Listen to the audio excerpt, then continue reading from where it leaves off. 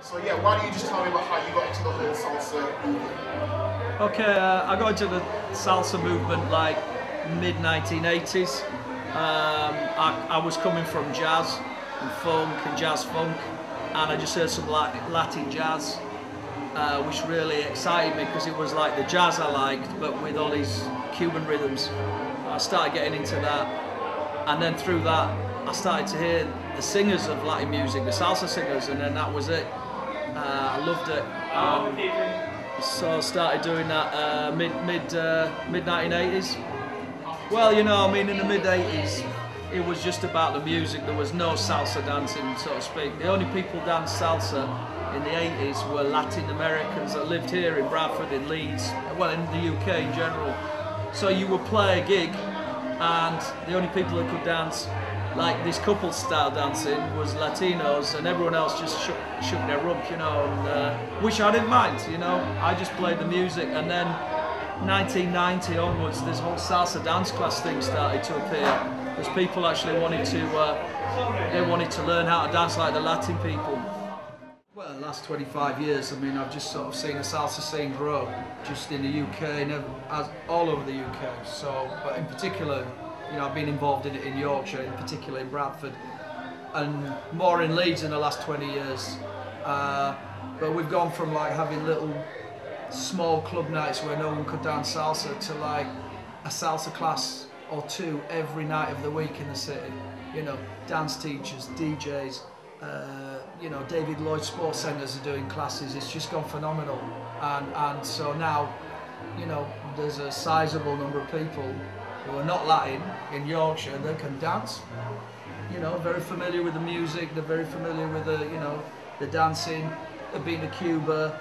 You know, it's totally changed now. Totally changed. So, I mean, I'm really, I guess, pleased, because when I started, I never thought it'd be like 25 years later we'd be having big international Cuban bands coming to Leeds, and, you know, it's totally changed for the good.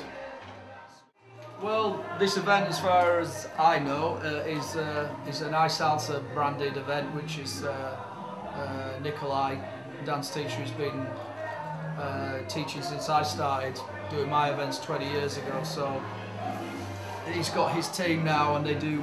They've got, you know, they do classes, they do salsa holidays, and they do weekenders, and they've got dance teachers on their books. They can get bands, DJs. So I think this is a Monday night here in Bradford, which Nikolai used to teach here. Like, there's always been a Monday night in Bradford for a lot of years, but it dropped off, and I think they're just relaunching it now, which is good. Bradford's sort of not really got a lot of classes, and there's no real club nights here. Most people will go over to Leeds. So maybe this might turn into, you know, eventually just start as classes and then develop into something like, you know, a regular club night. Salsa has been around in the UK now properly for 30 years, and you kind of think, well, has it peaked? And it hasn't, because it always, you know, something new comes along. So I guess, like, you know, iSalsa's a new thing that's started now. Well, for me, I'm happy. I love salsa music. This is my business. So the more classes there are, the more people it brings into the scene, the more people then buy my compilation CDs, you know, but it's all good. I mean, one thing that I'm really a champion of is live music, because no matter how many classes you go to or how many DJs you hear, the essence of this music is live.